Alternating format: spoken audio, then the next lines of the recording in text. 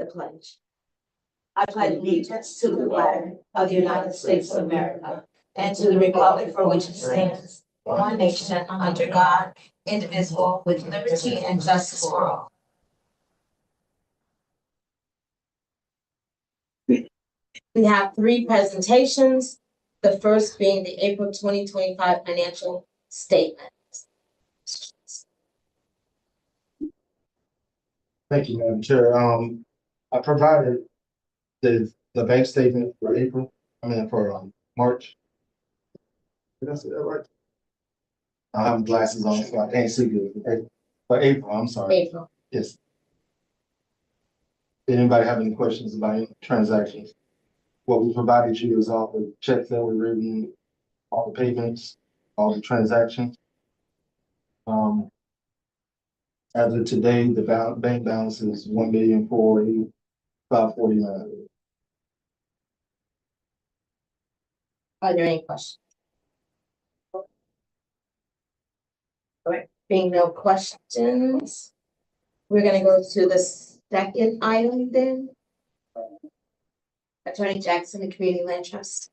Thank you, Madam Chair, and good evening, excuse me, to the County Community Development Agency Board. With the agency now in the process of purchasing land and determining what's the best way to address an issue of affordable housing within the town of Eatonville, the question has come up if a community land trust would be a viable option in addressing affordable housing within the area.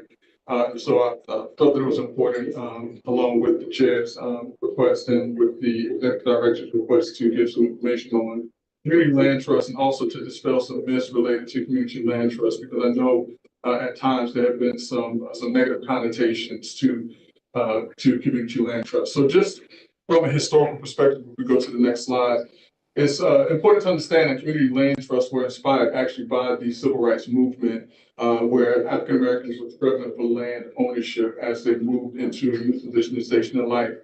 The first formal community land trust was developed in the United States in Georgia in 1969. I thought that was kind of interesting because in 1969 you also had the establishment of the Chapter 163, Part 3 for community redevelopment agencies. I thought that was somewhat interesting. And this was a land trust that was actually developed for Black farmers in the Georgia area.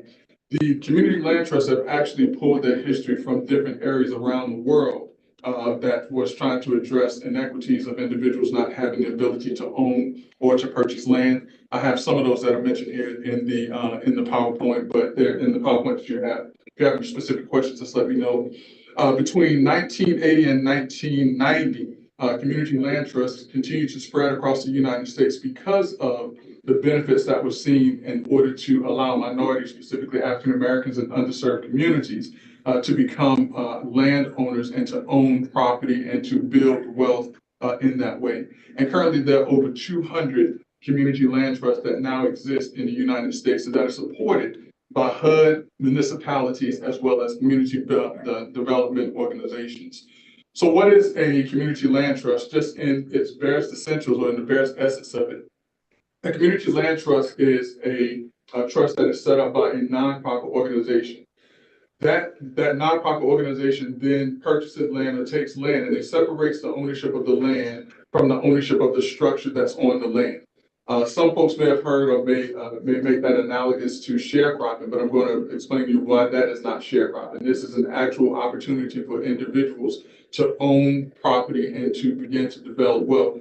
Maybe not at the market rate of what someone would receive if they actually had the land and the structure, but at a rate that they would not have if they did not have the opportunity to own a piece of property by way of a home. And it also ensures long-term housing affordability because it caps what a home can be sold for, in particular in areas such as Eatonville. As you notice, as building and development starts to take place, what happens to the land value? The land value continues to go up. And as that land value continues to go up, more and more individuals are going to be priced out of being able to buy affordable housing in this community unless there's an opportunity to take that one underlying piece, which is land ownership, out of the equation where they can own the structure and have a potentially, but specifically a lease on the land where they can continue to own and grow the equity in the structure and not the land. Next slide, please. This is just the roundabout way of showing the cycle of life for a community land trust. I'm not going to spend a lot of time on this because I've just kind of explained it, but it just talks about how a land trust receives land, holds it forever. What they do is they take 99-year leases out on a piece of property, and then that 99-year lease automatically renews. So there's never going to be a time that the community land trust does not hold that piece of property. Next slide, please. Let's talk about how community land trusts work. The community land trust owns the land. That is the one key factor of that. The residents lease the land often for 99 years. We just talked about that. The homeowner owns the structure. So whatever the building is on the property, the homeowner owns that structure. Now, the other interesting thing about community land trust is that it doesn't have to just be a home that's on that property. In areas where you have mixed use development, you can also have a business owner that owns a business structure that is on land that is under a community land trust. So it doesn't have to just be a home. When you look at mixed development, you can have a business and a residential individual who owns the structure that is on that land. And it also, the resale prices are restricted to maintain affordability. So that while the land value may go up, the structure of the home may go up, they move at separate paces to where the landowner or whoever comes in afterwards doesn't have to pay an exorbitant amount of money that they would not expect to pay. For instance, if you were to look at a piece of property in Winter Park, if you just look at the land and the structure together, if you look at it right now, people will buy a home in Winter Park on a piece of property that may be $500,000. They'll knock down that home because the real value is in the land. And then they'll build another structure on that piece of property. So $500,000 now becomes $500,000 plus whatever that structure amount is. That structure amount is what the what the homeowners own in that structure. So that structure can continue to grow in equity, and the land grows separately, as I indicated. The key objectives for community land trust: neighborhood stability, ensuring that individuals who may have grew up in an area, who moved to an area when it was budding, and looking for individuals to come in and grow and to support the community, that they're not priced out. It also provides an opportunity for permanent housing affordability, because you know that the housing, while it may increase some, it's not going to increase at a rate or at a value where it's going to price people out. It's going to prevent displacement. Look at downtown Orlando. There are a lot of individuals who grew up in downtown Orlando who were moved out when they began to build the stadium, who cannot come back to downtown Orlando. This would prevent that from happening. And it's also a good opportunity for community stewardship. I've heard Mr. Johnson say, and I know that I've heard Commissioner Mack say that you work for the community and that you work for the people. This is a good way to continue to serve the people through stewardship of maintaining that there always be affordable housing in an area where they grew up, where they moved to and wanted to live. Next slide, please. The benefits of a community land trust: obviously affordable housing for generations. This is something that, keep going, sorry. Yes, one back. Thank you, I appreciate it. So the benefits of a community land trust is that it's going to provide affordable housing for generations. And I've gone through that somewhat ad nauseum at this point as how it maintains and it caps the price of the homes. It builds modest homeowner equity. So like I said, you're not going to purchase or build a house in a community land trust, buy it for $200,000 and sell it for $800,000 later. That's not going to happen, but that's okay. It also empowers the community. Brings individuals in, allows individuals to stay in the community, and empowers and strengthens that community. And it limits speculation. What does that mean? California, all of the homes were burned up in a certain area. People came in, they started buying the land where the homes are burnt down because they know that that area is going to build back up. So they're buying those homes and that land for a lower value because it's going to build back up, and then they can turn around and sell it for higher. This is going to prevent that, so where people don't come in and sit on a piece of property and then try to sell it at some later time at some extreme price that's going to price people out who want to live and stay here, not to speculate, but to be residents of this community. Community land trusts, how they're used through affordable housing, rental housing as well. Remember, I talked about not just individuals, but also business owners. A business owner can be someone who has an affordable housing structure. Next slide, Mr. Affordable housing structure, such as a duplex or whatever that's in or that sits on a community land trust, so it can provide for rental housing. Community space. This is also something else that's very interesting. It doesn't just have to be, again, as I said, housing. For mixed use development allows that if there is community space where you want to use it for some type of venue or something of that nature, you could use a community land trust in order to promote those areas. And I've already talked about the mixed use development. The downside of community land trust, you can't talk about the good without talking about the bad. That is obvious. Yeah, next slide. So the downside of community land trust is that for some, it limits the wealth building for homeowners. So, and it does that because it's not going to, as I said before, it's not going to allow you to purchase a house or buy a house for $300,000 in a community land trust area and sell it for, 3 times its value at some point in time in the future. You may be able to purchase it for $300,000 in that structure. The equity in the structure may go up to $350,000. So as opposed to $400,000, that's $50,000 that the homeowner may be able to garner from that. But the thing of it is, yes, sir. Madam Clerk, just for the record, announce this. Yes, I was gonna do it after you got Oh, finished. okay. But since you already, 4 minute, Creighton has just arrived. Good evening. It is.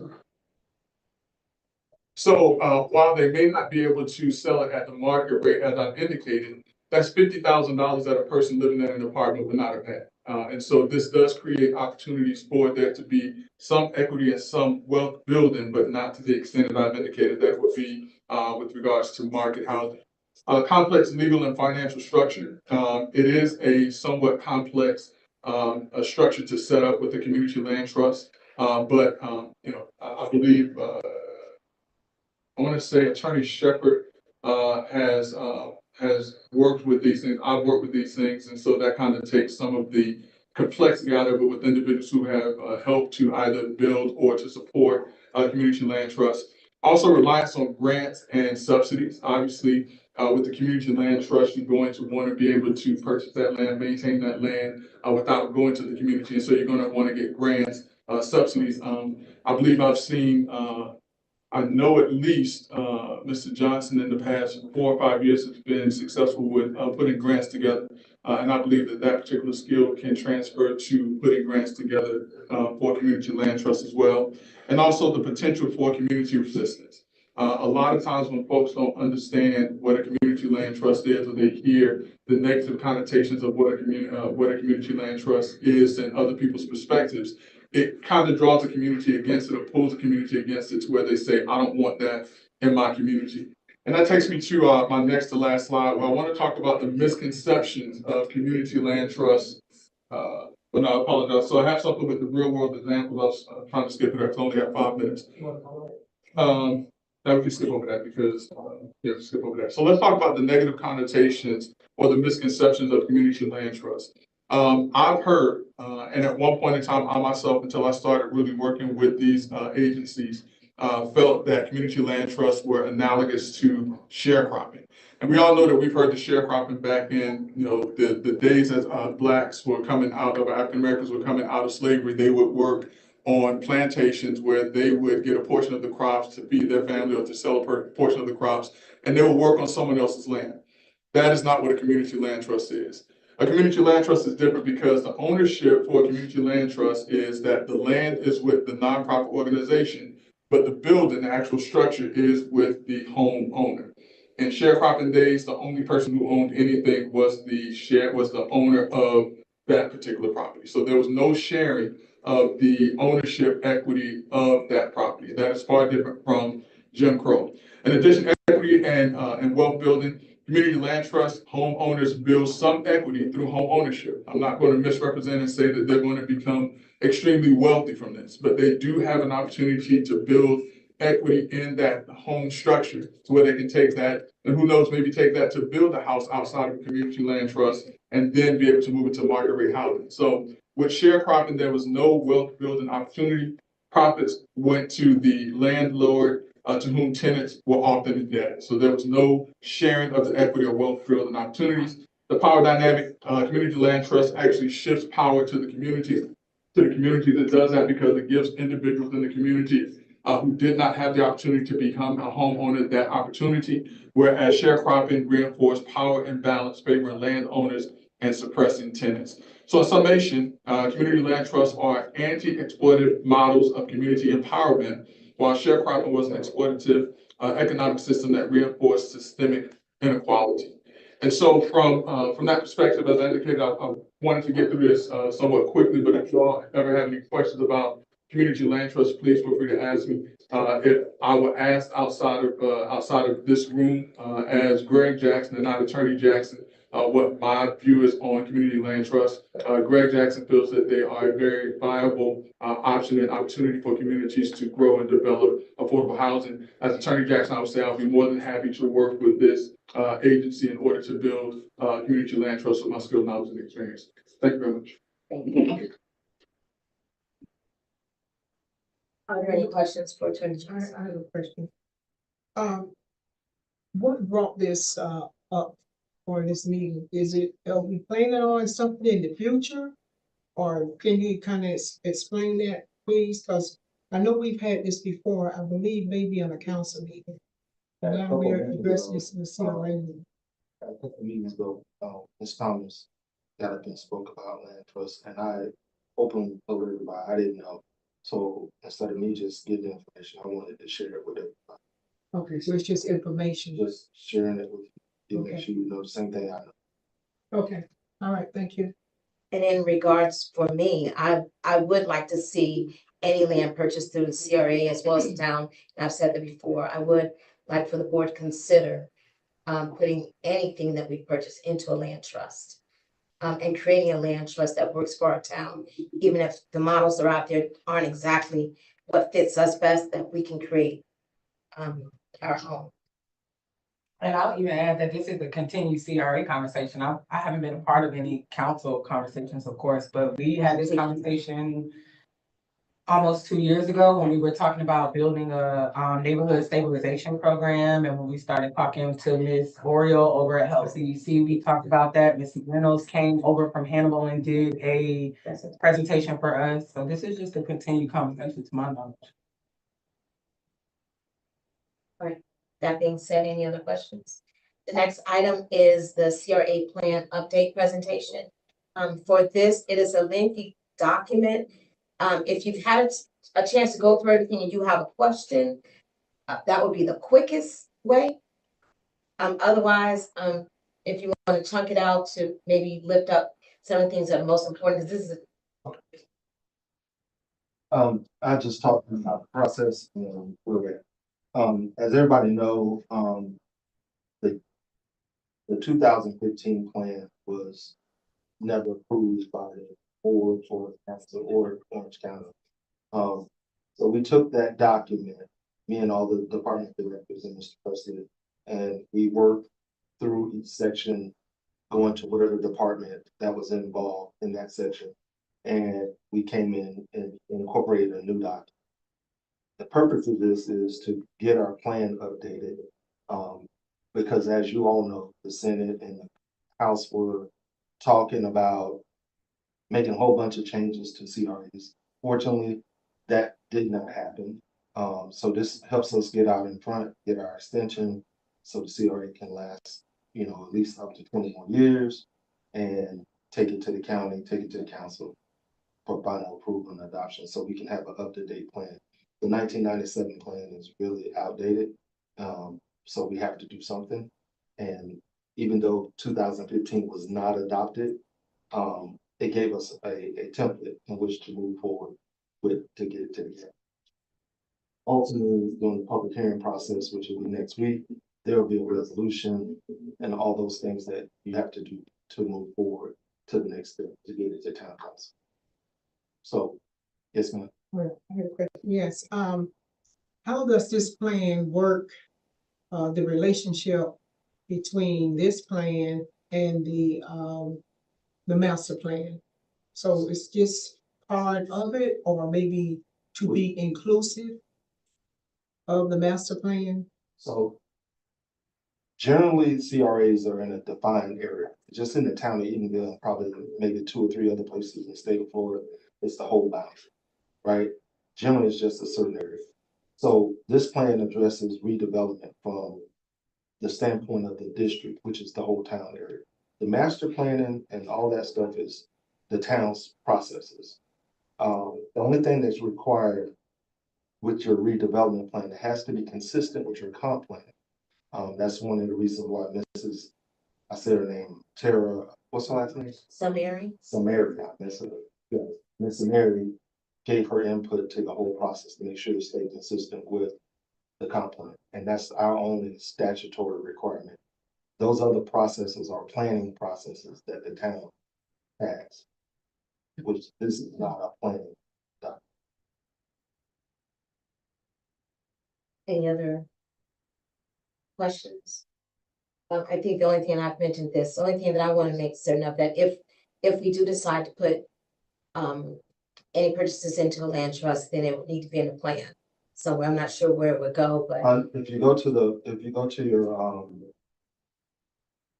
project list, appendix D, we can just add it at the bottom.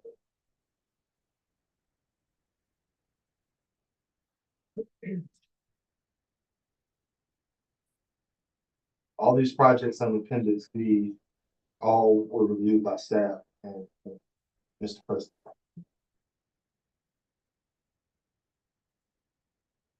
I think before we can go ahead and agree on what we actually want, we need to take the time and go through this and not to be rushed. Because this really is a lot of information here. Mhm. And I want to make sure, I'm just concerned to make sure that we have adequate time. Are we in a rush to do this right away? Initially, we were because of the July 1 deadline that the legislature had already set forth. But since nothing happened and there was no bill passed and signed by the governor, my answer is we have time. Other than the county wanting us to move.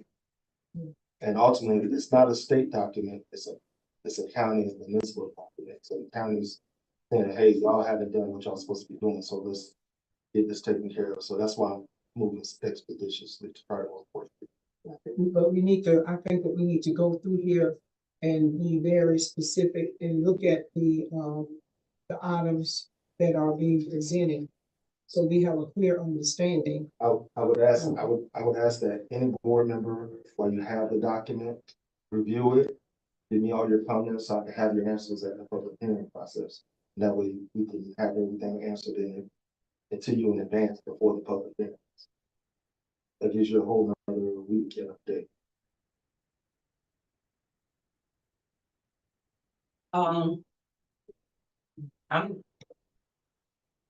I'm more than comfortable coming down to ask any questions that I might have, but I guess I'm wondering, because this is the first time that we've touched the plan since I've been appointed to the board, so I guess I'm wondering, is this process at all like the bylaws process? Cause I don't wanna drag it out, but because of her comment, I wanna make sure that we don't delay the public hearing portion, cause I know that was rescheduled, so I don't wanna delay the public hearing portion if this process is in any way like the bylaw. Should we go ahead and schedule a workshop? Should we go ahead and do that stuff prior to? Should we just, are we confident that if we do it before the public hearing with the comment section in the resolution that we won't kind of drag it out? I think that make y'all come back. It needs to be, I'm sorry. I think that if you consider, when you refer back to the 1997 plan, when you consider how you feel about that, if you think that you needed to go more in depth in that, then you would want to go more in depth in this, because it's going to replace the 1997 plan, and whatever decisions we make come from this document. So I think it's important enough to perhaps have a workshop if that's. Yeah, and to your point, that where you said that y'all used the 15 as a foundation, Miss Washington at the time as a administrator had issued that to us, and I had kind of peeked into that, assuming that we were using that as some sort of basis because 97 was extremely antiquated. So I didn't go all the way into 97. I kind of dwelt a little bit more. I spent more time in 15 than I did anything, but I I didn't want to be the reason we held up the public hearing, because I know that that's just as important as approving the plan for The implementation. 2015 plan, most of the verbiage kind of changed based on recommendations from Taylor, who's the planner, and the department directors. I kind of let them guide their changes that affect their department. One of the major changes in this plan that was not in the 2015 plan and not in the 97 plan was the community policing component, where we took the 10 basic principles of community policing and incorporated it in our document, and that helped with the police chief. He responded to that because it opened it up for us to do more community policing initiatives through the CRA. So that is, other than that, and expanding the project is 2015 is pretty much the same. That's, Right. okay. Any other questions?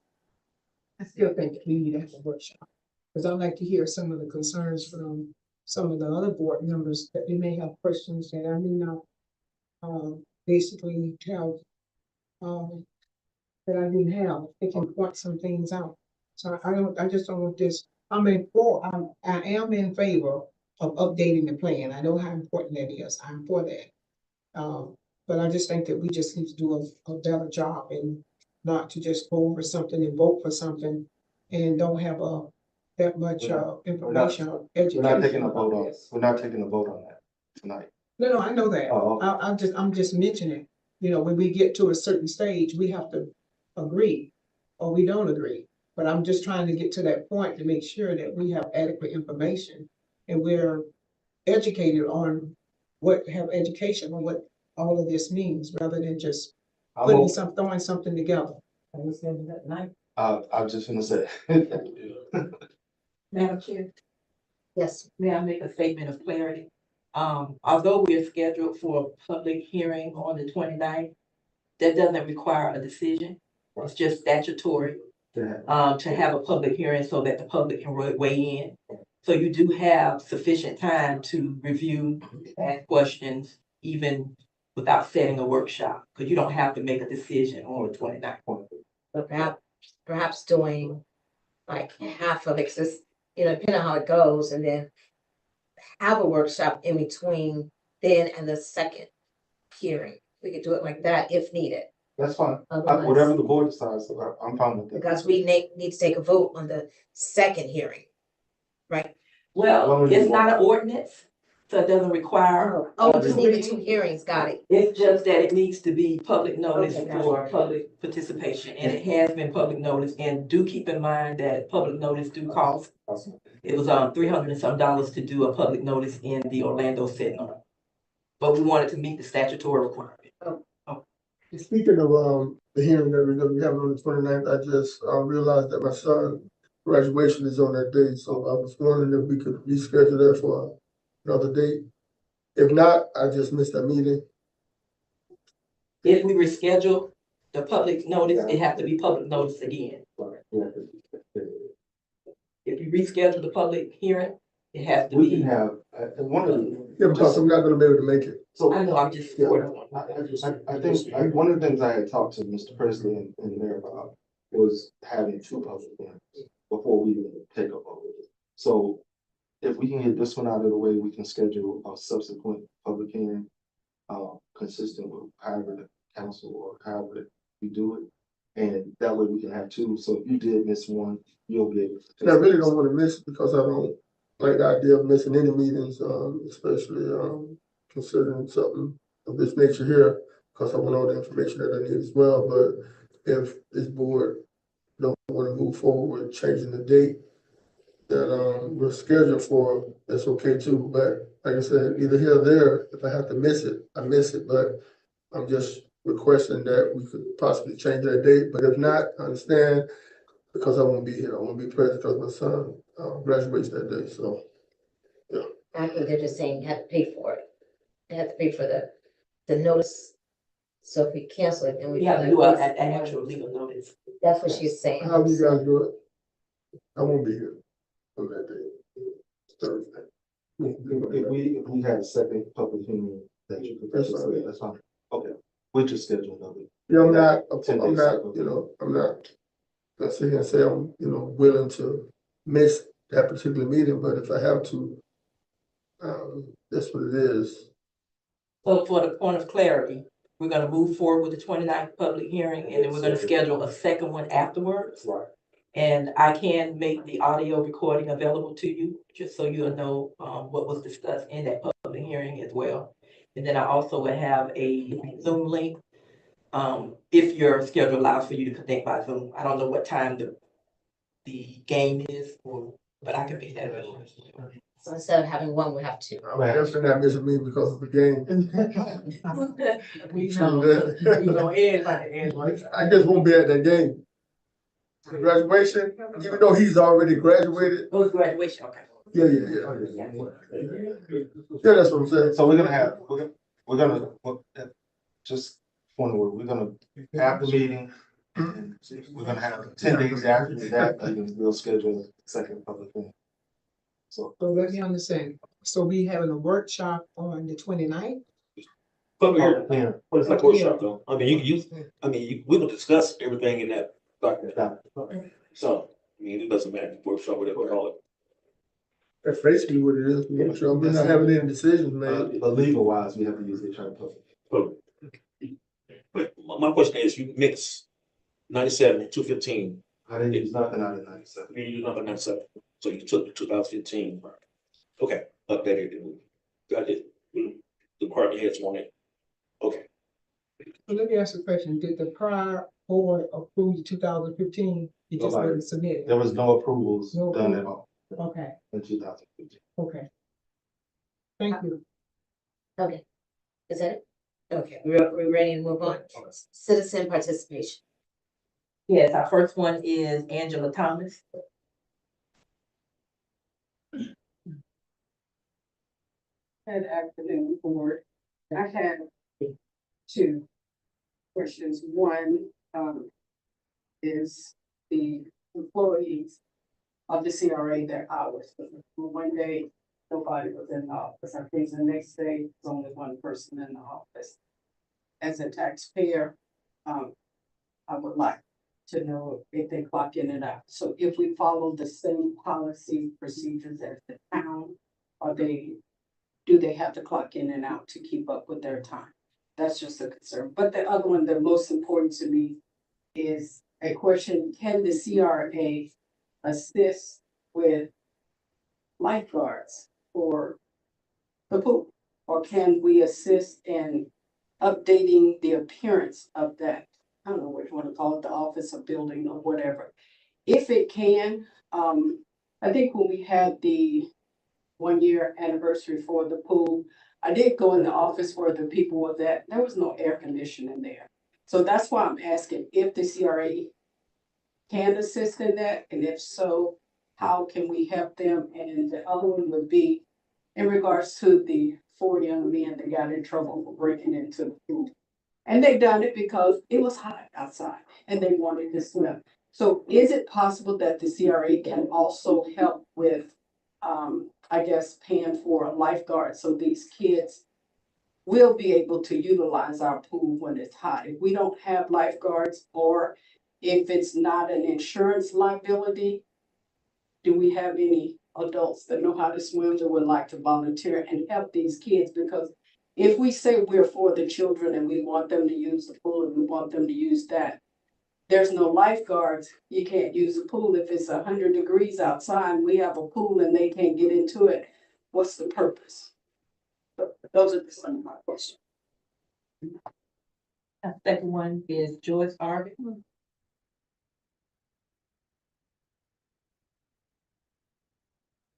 Good evening, I'm extra short this hour. Two things.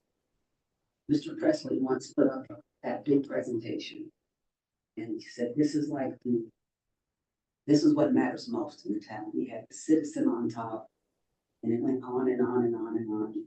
And that's some total BS because it doesn't work that way. I'm asking the council members, Councilman Mack, Vice Mayor Washington, and Councilwoman Randolph, to try to pay very close attention in the coming weeks. There's a lot of squirrely talking, stuff that's happening that I'm trying to stay on top of. I'd like you guys to be on top of and be aware of a lot of things. I find that one of the smartest and brightest people that I have the honor to speak with are often over here on this side in the north. And I want to thank you, Mr. Jackson, for your work on for your presentation on the land trust. But there's one thing I've learned. A land trust don't mean nothing if people cannot trust. And that's what we got right here. Third one and last one is Angela Johnson.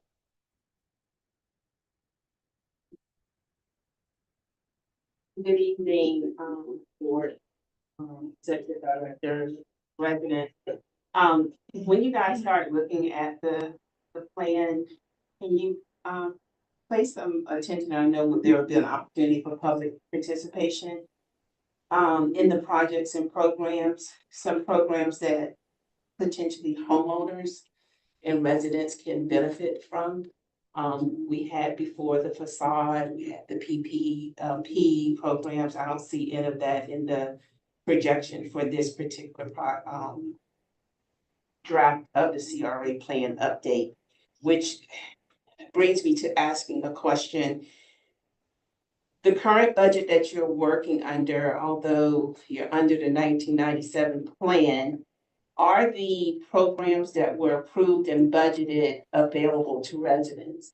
The paid play executive director chair, are they still available, being that they were budgeted? And some residents did take advantage of those? Do you remember when we had that meeting? I remember some of the things, The I don't have the correct. Yes, I don't remember, Maybe I have February. to go back and. Gave us a list of programs that we were gonna pull. Cause it was updated, I have to go back to, I don't have them up. Okay, so they were, If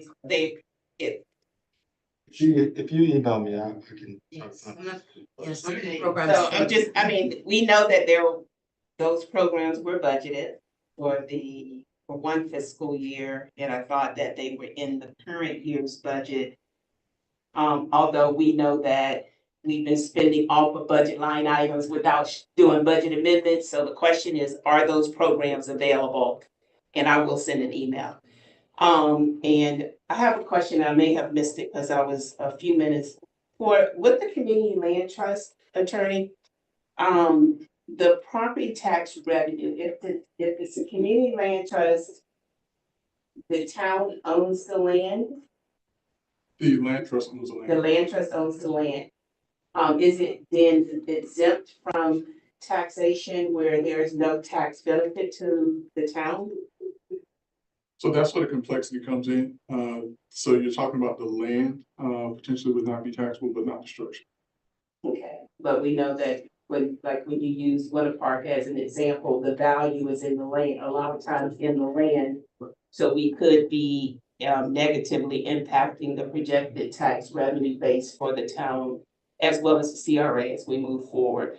So I would ask that you guys take that into consideration when we're making the decision of a community land trust, depending upon the amount of land that you want to put into those community land trusts. And then on the financials, and I'll send a request to your executive director, because the financials that you're presenting is just here's the bank statement. This is what came out of the bank statement. I think that it would be beneficial to provide the board with a year-to-date budget to actual by line item, unless that information is provided but not put in public records, so that we don't have to continuously ask for it if it was just out there in the packages. So, thank you very much.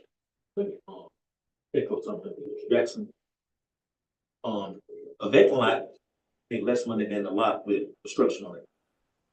So with construction on that lot, you'll make more money in taxes with the vacant, instead of having that lot vacant. So it will probably benefit the community if something was structured on that lot. Because like I said, you're paying taxes on the structure, not the property. So I want to make sure we understand that part, that if the structure on the lot, you're gonna make more money. If it's empty, you make less money. So that's where the benefit of the town comes in, and with the fees. With the fees we get from the community, water, sewer, the town makes, that helps out too. But if it's empty, Town don't make no money, no sewer, no water, no nothing. So that's where that helps the community, the town. So I just want to make sure you understand it. And that was one of the questions I was gonna ask from a legal perspective. That was something that kind of, came up as a red flag for me. What would be the difference with you explaining that without having it and with having it? And I know you did your presentation, it was a great presentation. It kind of, gave me an idea of what it is that we could do possibly to move forward with doing that, and it sounded good. And I think it would be good for the community. Now, if we don't have that, what are the stipulations that would backfire on us without having it? You know what I'm saying? So like, I'm all for it because I think I'm one of the ones that was kind of like the advocate of doing it because I've heard a lot of good things about it. And then of course I heard, Ms. Thomas talk about it, the last meeting we had also. And when she kind of broke it down in her analogy, it kind of made sense to me also. So I just want to make sure that we're doing everything that's going to be for the betterment of us with the land trust if we do go in that direction. But if we don't, what would be the benefit of us possibly losing anything that could be kind of like in between straddling the fence on how we could, really do it and make sense of doing it. So I think whichever one makes more sense in terms of, saving this money also or collecting money. One way to think about it also, board member back is, a piece of property right across the street from you all, was held by government for approximately 50 years. And there was nothing that was garnered from that. You did have developers that wanted to come in and purchase that land, which would have placed it back on the tax roll, but you have to find the right developer who has the heart of the community, so to speak. With the community land trust, at least the land remains with individuals in the community, and you do get some tax revenue from the structure that are placed on the land. And if you have some wraparound buildings, in other words, other developers that come in around the community land trust, because that's what happens a lot of times, is that you do get businesses that come around the community land trust. You're going to get more opportunities from those external tax sources than trying to get off of this piece of land that was owned by a municipality or government entity from the beginning that wasn't paying taxes on it. So. Right, it makes sense. So I appreciate that. Let me let you guys know something. Like the Claytons, they do this here. They don't give their property away. You go down Wilmer Road, Fields BMW, 99 years, they're always standing fan. And more property down Wilmer Road that the Claytons had. So that's what they did. Charlie told me that years ago, that's what, before he passed, but that's what Charlie and the Claytons did. So that's a smart thing other people do. And that's something that's how we got the idea, really, from land trust, because other people's doing it. Right. And I know we spoke about this in the past, and I think it's something that we need to, pay more attention to and move forward with doing the idea of doing it if it's going to benefit us. So. Any other questions? Are there any other citizen participations? That's it. That's it. Okay. So next item is the consent agenda. Is there a motion to approve? Right. It's been moved and seconded. All in favor say aye. Aye. All opposed. Consent agenda has been approved, and the final item is approval of resolution CRA R 2025-23, approving and authorizing CPH scope of work and cost for level 2 environmental testing. Mrs. King, is there a preamble? Yes, there is. Resolution CRA-R 2025-23. Resolution of the Town of Eatonville Community Redevelopment Agency, TOCRA, approving CPH invoice request of $14,100 and authorizing the level 2 environmental assessment, providing for conflict, severability, and an effective date. You've heard the preamble. Is there a motion? A move. It's been moved. Is there a second? Three questions. Okay, it's been moved and seconded. The only thing I didn't see on the resolution was the fiscal and efficiency data. It was blank, so I didn't know if there was no impact or if this was part of the grant. It's part of the grant, Okay. and that's why it'll be reimbursed back. Okay, listen, thank you. All right, it's been moved and seconded. All in favor, say aye. All opposed. All right, so it has been approved. Staff reports. No, Attorney and reports. No reports. All right. Let me start way over here. Just to piggyback on what we talked about the community land trust, there are some pros and cons, but at the end of the day, value is always in the range, different simple fact. You can't make it, so things don't get it from, a structure can, come and go. But like I said, we think about it, put our heads together to figure out what's best for this community, we can do this different. So, Thank you, Director Crit. I'll piggyback off of Director Williams. I concur, heard the good, I heard the bad. Anything that we bring to Eatonville, whether it's work for another municipality or not, needs to be customized to Eatonville. And if we can do that, then I think we can kind of like settle any concerns and doubts or hesitations that we might have about some of the decisions that we make. It just takes coming to the table and talking about it, not necessarily a scary thing. It's just in need of discussion. I'd also like to say it's good to be here tonight, amongst you directors and getting some stuff taken care of. So good to see all of y'all. And I would also like to kind of piggyback on exactly what Director Williams said in terms of the community land trust. I think we definitely need to step out on faith. If it works for the community, it works. Hopefully it does. Hopefully it benefits us if we do go down the direction of doing that. And also, I would also like to talk about what Ms. Thomas spoke about with the lifeguard situation. I don't know exactly what we could do in terms of funds, because I know we had issues with having lifeguards, which is problematic. That's one of the words I use a lot that I try not to use, but in this community, having a pool, especially having a pool that was restructured for us to have not just the kids, but people within the community to enjoy. And for us to have it shut down because we have lack of lifeguard is atrocious to me, to be honest with you, because it's kind of like defeating the purpose of even having a pool if you don't have the expense of paying for lifeguards. I'll volunteer to be a lifeguard, to go out here while these kids can enjoy themselves. You know what I'm saying? You got the summertime, it's hot, and you just have 4 kids that actually got in trouble. No fault of their own, really. You know what I'm saying? They don't know a lot of things. That's why we're here as adults and parents to make sure that they are doing the right thing. But of course, it could have went left. They couldn't have been able to swim and jumped across and got in this pool, and that would have been a fatality in our community that we can avoid a lot of times. So I think we need to do a better job and I know that's more of a town issue with the pool situation, but just in general, if it's something that we can do as a board and as a agency to make sure that we're fulfilling the need, because it is an entity within the town, right? And you can have the town without the CRA, but you can't have the CRA without the town. So I think if we're gonna be combined as one, especially with all the interlocal agreements that we have upon us, we definitely need to do something that's gonna be beneficial for our kids' safety and for them to have enjoyment also. So if there's anything within the ground, whether it's grants or whatever that's within our budget, I think we need to really move forward with trying to get some lifeguards and helping these kids get out and enjoy themselves. I talked to Director Washington consistently about grants and helping him formalize some grants. As far as the facility is concerned, keep in mind from the CRA standpoint, we can rehab buildings, but you have to get county's approval to do that.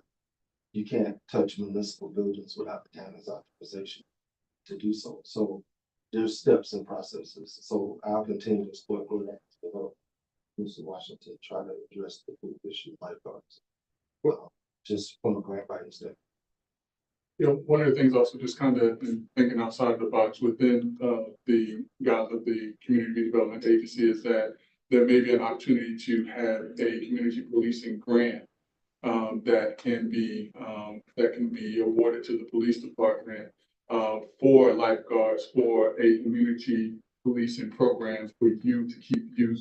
And I hate to say off the streets, but if you want to do it under community policing, that may be an opportunity under the CRA to divert funds to put the police department to provide lifeguards for that area. Now, that would be a great idea because I know recently, well, I guess some time ago, it was initially up under CRA, but for some reason, it's not on the CRA anymore in terms of the policing grant. Now, that kind of struck me by surprise also. I'm like, hold up. And I can remember getting that presentation with all the different grants that we had and having this one particular policing grant removed essentially because it was in another area, which was on the CRA side. So why is it on the town side now? But neither here or there. However, we need to fix this problem, we need to fix it sooner than later. You know what I'm saying? Because we need to be more proactive on how we handle ourselves as leaders because we want to sit here and say, oops, you dropped the ball. I'm not for that. You know, I can go on and on about all the different things that I've already spoke on in terms of just safetyness in this community. And I don't think we're doing our kids any justice by, you know, not just the kids, but just any citizens in this community by kind of like, you know, turning the cheek to a lot of things. So I think that is something that we need to revisit in terms of police granting it. And speaking of community, maybe that could be something that we could, you know, possibly put in this area because I know for sure that the citizens in Catalina doesn't want that community policing center down there at all, from all the ones that I spoke to. But like I said, neither here nor there. I know it's a town project now. Hopefully we can move in a different direction and put it back on the CRA side where we could possibly get the fundings that we need for these kids and for the facilities and things of that nature right there, instead of just sitting on our hands. Because that's basically what we're doing right now. And speaking of that, sitting on our hands, I got a great respect for Mr. Johnson because he is trying to put the initiative to try to do something quick, fast, and efficient. I ain't gonna just say quick, fast, and in a hurry, but it's efficient also. And the reason I say that is because you're not just trying to sit here on empty lots like we have been doing, because we've purchased plenty of property in Eatonville, but nothing's happened. You know, we're in a fast lane going nowhere. And that's what we continue doing as leaders and as board members up here. We work for the people. Mr. Johnson worked for us. You know, so anytime he's coming up with these ideas, I don't think he's just coming out of left field. He's coming up with these ideas to be able to benefit the community. And when I drive around Eatonville, all I see is empty lots. I haven't seen anything significant since I've been probably in my teens that can say, man, that's great. But I want to be able to, not just cause I'm a leader up here, but I want to be able to move forward with doing something that's going to be sustainable for the community and make sure that we're being, you know, successful with doing everything, you know, as board members, man, because we haven't did anything on the CRA side. And then, like he said, if we don't get the extension, we only got until like October to actually structurally build something that's going to be beneficial to the town anyway. But how long is that going to take? You know, so if we can get to a point of even getting an extension, which will go for another about 20 plus years, that would definitely be for the benefit of the community.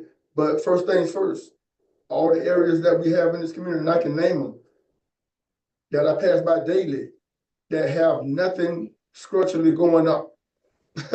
We're purchasing them. It's easy to purchase something, right? I can go and buy a brand new BMW, but if I can't pay the payments on it, it defeats the purpose. You understand me? So we need to make sure that we're dotting our I's and crossing our T's on every event in terms of just anything that goes on in this community. Because at the end of the day, it's our community.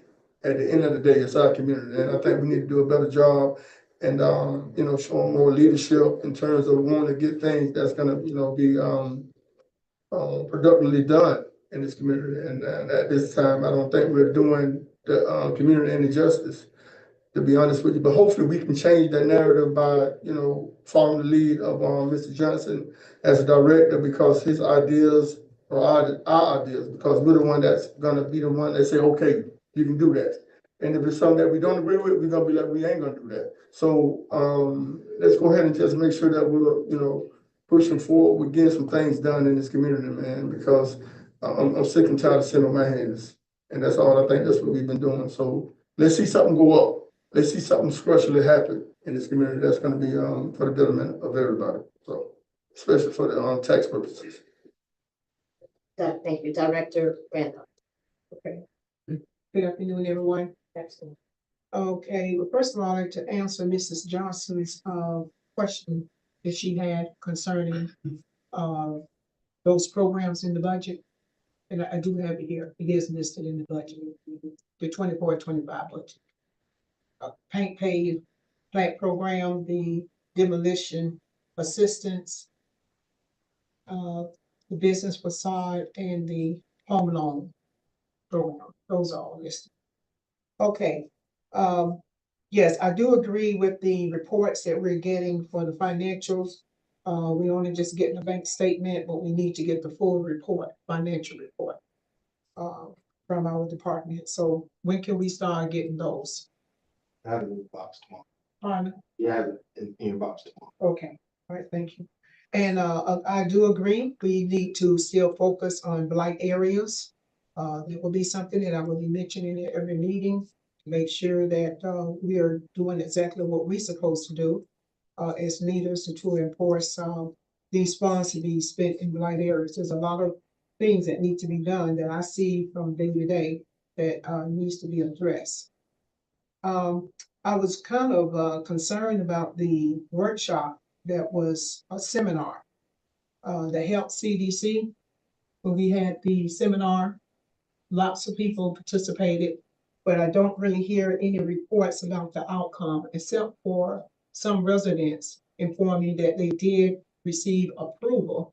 But the ones that I had spoken to, the program will not do painting. So I was going to ask you to follow up on that to see what's going on with that, and also how many of our residents came and was approved, and how many of those were disapproved. Because I'm quite sure for those that were disapproved, those would be the residents that we can pick up some of these programs and kind of get them fitting into what we do here at the CRA, since they were disapproved on the CDC side. Nicole just provided that information to me, so I'll make sure that Okay. all of the side. All right. And just to kind of stay on top of how many employees do we have working in the CRA? Not including yourself. 4 part-time. 4 part-time. They're all part-time? All. They have a work schedule? Yes.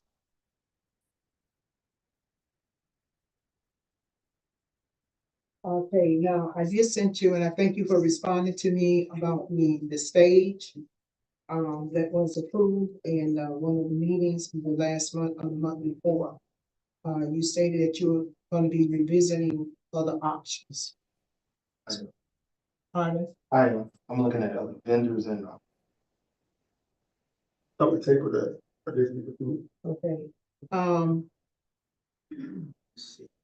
Who's keeping up with payroll and timesheets for the CRA? the town's function. All right, now I have 2 other things I'd like to comment on. One is, the first one is concerning the April 29th meeting, the repeal meeting that we had at 6 o'clock. I would like to say that special meeting, I appreciate those directors that did show up and that came to the meeting. My feeling is that it doesn't really matter whether or not you agree or disagree. This is what the board does normally. This is what we do. We may agree on something and we may disagree. We all have reasons as to reason why we do certain things.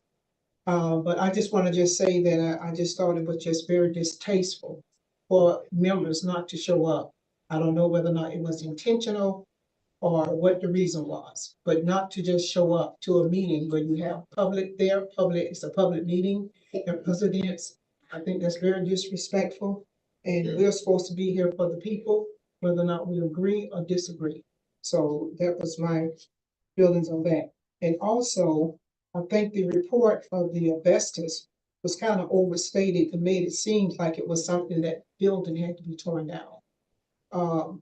Based upon a letter that I have here, information that I have here from the senior environmental specialist from Orange County. And he stated that the popcorn ceiling was less than 1%, which is below the threshold levels. And that he said, and that is good because the popcorn ceiling is highly, I think the word is feeble, fiber or fiber. The only issue was that the 600 square feet vinyl flooring with mastic tape contains some asbestos. Now, I want to say this here. And it was not non-fiber material as long as it doesn't become disturbed, okay? Now, I'm going to say this. A lot of people here in this town may not realize it, but they may have asbestos in their own home, especially for those homes that were built in the 50s, the 60s, and the 70s, etc. And I don't know what the rush was just to go ahead and just push that structure down, but there has been a lot of input from a lot of residents. We want to say that we want to preserve historic. We want to say that we're Eatonville and we're this and we that. But we don't demonstrate who we are when we do things like that. Okay? So I'm just kind of letting everybody know from my perspective, my feelings, and the feedback that I'm getting from different people about that particular building. Yes, it may not have been, it would have supplied one, and it will supply maybe one more home. But would it really make that big of a difference? I don't think so. I think we could have gone forward to do the other two, like I had mentioned. I didn't have a problem with that. And then maybe later on, we'll, by the time that gets around and that's finished, then we'll be working on the other dwelling. But I think that was very unnecessary. So, it's not a good look for the community. All right. Now, I want to move on past that because it's a done deal. I'm not going to bring it up anymore. Next, I do have a concern about these emails that Mr. Barney is sending out to the world. So I made a request based upon what he said when he came to the meeting in April. He said that he met with the administration, meaning the mayor and Mr. Presley. So I don't know whether or not even in that setting, what came out of it, but I did make a request about that. So I'd like to know where are we going with Mr. Barney's issue and all the allegations that he's making, even about you as the executive director, and all the other things that are going on. Can someone collaborate on that? Because I would like to know. Let me say this. Mr. Barney met with me and Mr. Percy, and he was informed that he had to put up his $250,000 in escrow. Our escrow agreement prepared by our attorney. He flat out told us he wasn't giving us a dime. So at that point, when Mr. Barney got up and walked out of the room, his association to that grant and everything ended because he was not carrying out his portion of what is required. He refused to do that. All that other stuff, that's just Mr. Barney rambling, trying to make it's foolishness. Mr. Barney has said a lot of things, not just about me, about all of y'all too. Okay? I'm not entertaining that. We're gonna follow the state process. And what the state says we gotta do is what we're gonna do. And if that affects Mr. Barney in any way, that's Mr. Barney's problem. But we're gonna comply with the grant and we're gonna comply with the rules of the grant. And that's all I have to say today. Okay, all right. Hold on a second. I'm still. I'm talking about $250,000. Yeah. Is that in the emails? I just want to know. The email call. For Mr. Barney, you say you're not putting $250,000 in? In any No, email? But he hasn't paid yet. But that's part of the grant process. So that's one thing I told him years back then when Shan was here. He had to put that money in that account. He knows. But He's refused to. he ain't done that, so why he sent emails, he's not paying his part. He's throwing the rock, seeing all these things about people. I haven't seen no emails because I know this guy. I can tell you some stories about him and these and get somebody to come in here and stand in front of him and tell him how much he called us some other things. And that's on record. So if he hadn't put his money in, why he entertaining whoever reading the emails that he's not paying, he's not on the same team anymore? Put his money up, then that everything's going in place. We got A, he do B, we go to C and D. So if he ain't got an email that he paid his $250,000 and he ain't get nothing done, then I'll support his fight. But until then, and keep in mind, the grant is to build a performing arts entertainment venue. Mr. Barney has done absolutely nothing to assure this agency or the state is that what it's gonna be. Matter of fact, he's been out marketing, trying to sell the property and sell the grant with the property. And so understand, it's a lot more complicated than the ignorance that you read of either. Okay, I have one more comment about that too, and then you can give us an update. Okay, on April the 17th, scared writing, he recommended the CRA board to hear the request from him to purchase the property. So where are we with that? Mr. Barney came to myself and Vice Chair was standing right there and asked to be put on the agenda. I'm not denying anybody who asked me to come on the agenda a chance to speak to this board. But what Mr. Barney did had nothing to do with his request. And credit to the chair, she kept trying to redirect him to focus on his agenda items, and he refused to. He refused to because he was just trying to create chaos. To take away from the fact that he has not done nothing he's required to do. Okay, now saying all of that, last but not least, where are we with the nightclub now? It's not a nightclub, it's a performing arts. Well, where are we with performing arts? They're going through the building structural engineering process right now. And they, who is they? They who? The architect had to get a engineer to come in because it requires certain borings be made into the foundation. So they're doing all that right now for the state. And until I get that report, I have no idea what direction the state's gonna go from that point. Because the state has told me very clearly, they're not interested. That's a cost he has to pay. They're not interested in using their $1 million for nothing other than the construction, period. Okay, now let's just say for instance, if he doesn't come up with his portion, do his portion according to the contract, where do we go from there? That's gonna be a decision that this board would have to make at that time, and I'm not prepared to actually consider that right now until I get all the information from the state. Okay, all right, thank you. Vice Chair. I do want to talk about the pool, but I'll talk about the pool in council meeting because that's something that I deal on the city side. But on missing a meeting, on my behalf, I got a call, said we have no meeting. I said, any voting going on? No, just discussion. I don't want to be a part of the discussion. We weren't passing no laws or passing anything.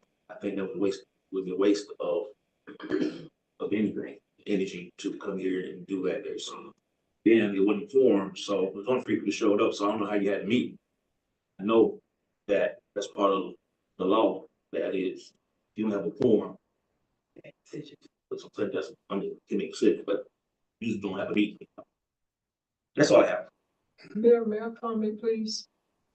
We didn't have a quorum last week, but we discussed. And you're saying for that meeting to be a discussion. We meet every first and third Tuesday, we have a discussion. So what's the difference between that discussion and discussion at a council meeting? Or board meeting? A discussion is a discussion. So it is, so I don't see the difference. You mean the special meeting that was called? No, what I'm saying, he says that he didn't think it was necessary to show up for a discussion. If that's the case, why do we show up at the council meeting for a discussion? In council workshop. That's Doesn't good. matter. A discussion is a discussion. Let's put it. All right. Thank you. I don't know why I'm at a loss right now. Except that I really am a direct person. If I sit behind that closed door and I say something to you, it's the same thing. I'll say something right here in this meeting. If there's a concern that you have with me, whomever, there's absolutely nothing that I've been through enough as mayor from the very first day. I didn't run then, I don't run now. There's no conversation I can have today that is not any different than a conversation I had before. I'm not sure what has happened. Why the backlash continues. But this is what I will say, and while I heard it, I hear it all the time. You do get tired of it and not say anything. But the only thing I can think of is maybe in the community land trust, it talked about the land trust having to be in a nonprofit. But just as the land trust for the nonprofit for the town, if we could do one for the town, that would be created by everyone up here in the same manner. That nonprofit would be out in the open. That's what I think of. And if for some reason that trust group, I would assume that something happens, it dissolves, that land goes to the town, just like it would with any land owned by the CRA. So I'm not certain what the rumblings are. But I have a family in this town too. And if wrong is done to you, I'm doing it to me. That does not make sense. It's never been who I am. It's never been who I've been. It's not who I am now. So if there is an issue, come out and say it. The real talk, it kind of makes me, I'm lost. But come out and say it. When you stand to that election, just be forthright with me, because I'll be forthright with you. You know, and being truthful with one another is how we will grow. And I'm not fearful of the truth. Other than that, I have no idea what you're talking about. And I'm going to leave it at that. We have a 7:30. There is no workshop. I Yes. wanted to Director respond, Critton. if you will, Madam Chair. I don't say a lot, because a lot doesn't need to be said. And then the things that do need to be said, there's a time and a place for. And you would think that as adults, primarily, that we would understand that we would embrace that we would respect that. If for nothing else, for the narrative that we pitch to the world as a town. You would think that the way we act in public settings would be becoming of the nation's oldest Black incorporated municipality. You would think. I am not Ronnie Critton, but I will say that a good name is rather to be chosen than riches and rubies. And Ruth is a really good name. And I'm standing on that. And so the personal jabs that I would usually let slide because they don't deserve a response do not get to slide tonight. And it's not the first time that I heard it. So since I heard it again, I would like to address it. I would like to say, if it was done, why bring it up? I would like to say, if everyone is entitled to a vote with personalized reasoning or understanding, then they're entitled to said vote.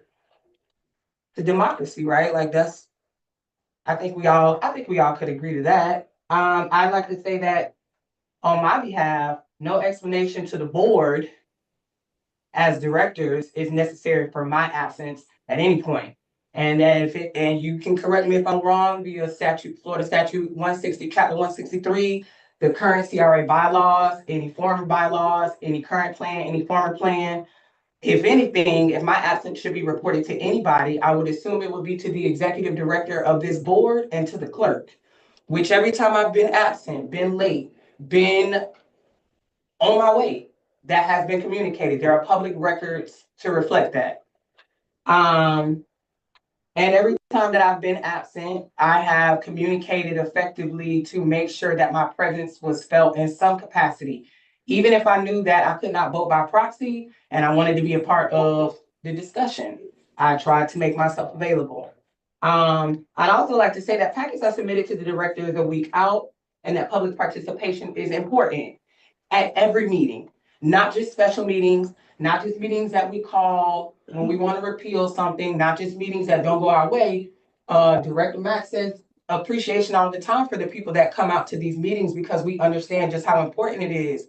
As a member of the younger generation, I will reiterate how important that public participation is. I was listening on that special meeting. I heard some of what my generation would call the OGs of this community stand at that lectern and talk about what was historically important and sentimentally important to them. I've been at Ms. Nathiri's Let's Talk Eatonville Historic Preservation conversations on second Saturdays of every month since the month of January to talk about the things that are allegedly historic in this town.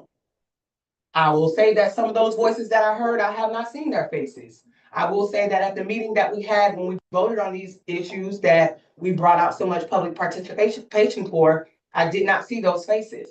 As a member of the younger generation, I'd also like to say that there is no way that you can expect as a member of the older generation, there's no way that you can expect a member of the younger generation to maintain any form of legacy, any form of heritage, any form of history if you don't pass it on. It's his story. It has to be told. If you don't tell it, we won't know it. And to come out of the woodworks after the fact is not only unfair, but it's a disservice to the community and the future of the community. If these things are important, I encourage us to come on now. Joe Clark would encourage us to come on now. Why wait until dust and rubble and debris to talk about just how important it was? Why wait until it's at risk to talk about how important it is? Director Mack mentioned that night that all it takes sometimes is one vote. And he's absolutely right. If these things are made known, if these things are so important, if these things mean so much in this community, make it known. Let's talk about it. Let's talk about the history and the heritage that exists in this town that we want to protect in this town. Let's talk about it. I've never run from a conversation, ever. Never. Baby vomit in the car, dirty diapers in the bag. I have never run away from a conversation. And it is unfair and completely untrue to assume that I was in any capacity acting disrespectfully. My family name holds weight in this community, and I'm proud of that. I sit up here with decorum and dignity because I know y'all know exactly who Ronnie Critton and Muriel Critton are, here or not. There is not a place in this town that I could go where they don't see her face, where they don't know that's my father. It's not just their legacy that I'm trying to maintain, it's my own. It's my own rubies and riches that I'm taking in the name Ruth. So I find that to be completely untrue that I was acting in any form of disrespect, and I felt the need to address it. And I'll finalize with this. Again, there are other civic engagement opportunities that are available in this community that we should be taking advantage of, whether we're telling our neighbors, whether we're talking about it at the Domino's table, whether it's Sunday dinner table talk. There are a lot of opportunities in this community, especially right now, that we should be taking advantage of ahead of time, before the 9th hour, before the 11th hour, and not just here in this room, but all over this community. So please remember, I'm gonna always come to the table, but I don't owe you anything but a vote. Thank you, Madam Chair. With that being said, I move for adjournment. So moved. Move, then all in favor say aye. Aye. All opposed. It's 6:51. We're now adjourned.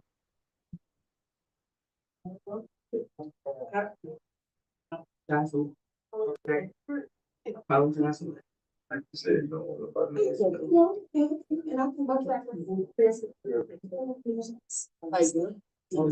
Board director on the meeting, one, so that was just on back up.